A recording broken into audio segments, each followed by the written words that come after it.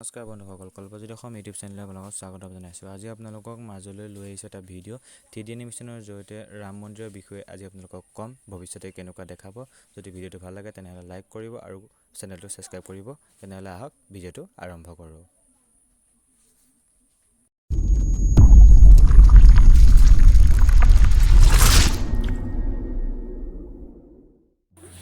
এই ভিডিঅ'টো চাই থকা হয়তো এনে কোনো নাই যিয়ে ৰাম মন্দিৰৰ বিবাদৰ বিষয়ে নাজানে। 3D এনিমেশ্যনৰ জৰিয়তে আজি এই ভিডিঅ'টোত আমি আপোনালোকক ভৱিষ্যতৰ ৰাম মন্দিৰটোৰ বিষয়ে সম্পূৰ্ণ কথা ক'ম। বৰ্তমান নিৰ্মাণ কাৰ্য চলি থকা ৰাম মন্দিৰটো ভৱিষ্যতে এনেকুৱা দেখা যাব।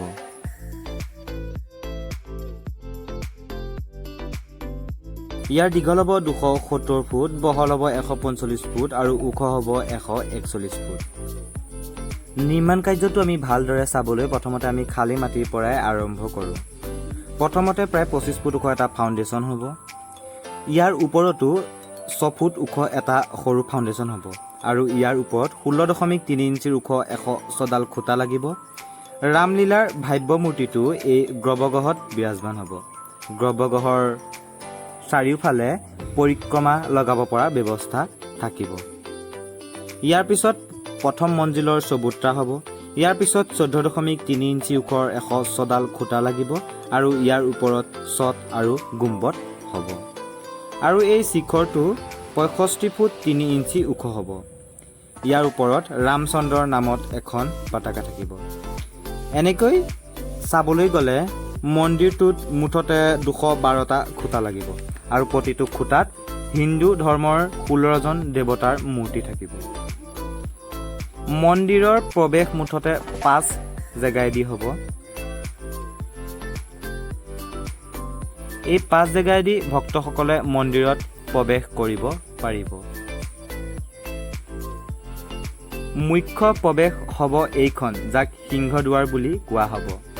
গোটেই মন্দিৰটোত মুঠতে 24খন দৰ্জা থাকিব আৰু এই 24খন দৰ্জা মন্দিৰটোৰ চাৰিওফালে থাকিব। ৰাম ভগৱানৰ মূৰ্তি গ্ৰাউণ্ড ফ্ল'ৰত স্থাপিত কৰিব আৰু প্ৰথম ফ্ল'ৰত ৰাম দৰবাৰৰ কাৰণে হ'ব। মন্দিৰৰ মুখ্য 5টা স্থান হ'ব: সিংহদুৱাৰ, নৃত্য মণ্ডপ, ৰংগমণ্ডপ, কলি, গৰ্ভগৃহ আৰু পৰিক্ৰমা।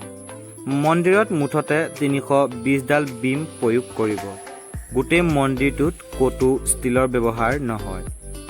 মন্দিৰৰ প্ৰায় 70% কাম ইতিমধ্যে সম্পূৰ্ণ হৈছে আৰু বাকী কাম হয়তো 2-3 বছৰত সম্পূৰ্ণ হ'ব।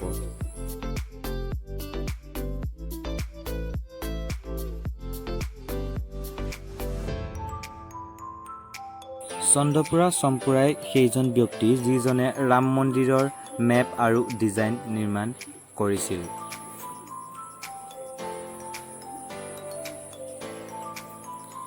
এই ডিজাইন আৰু মেপ চম্পুৰাদেৱে 70ৰ দশকতে বনাইছিল, যি সেই সময়ত বিশ্ব হিন্দু পৰিষদে স্বীকাৰ কৰিছিল।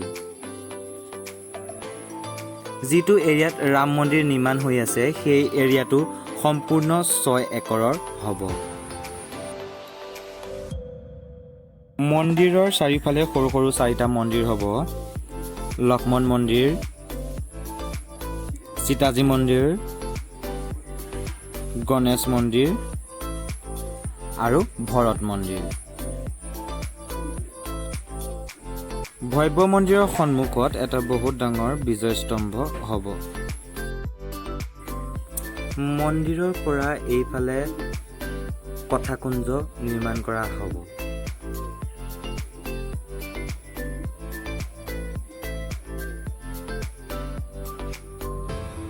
এই কথাকুঞ্জত মুঠতে 4 ফালৰ পৰা প্ৰৱেশ কৰা হ'ব।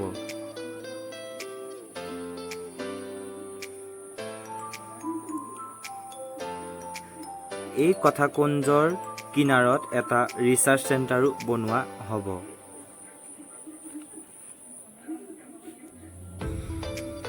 মন্দিৰৰ এইফালে ষ্টাফ কোৱাৰ্টাৰ বনোৱা হ'ব।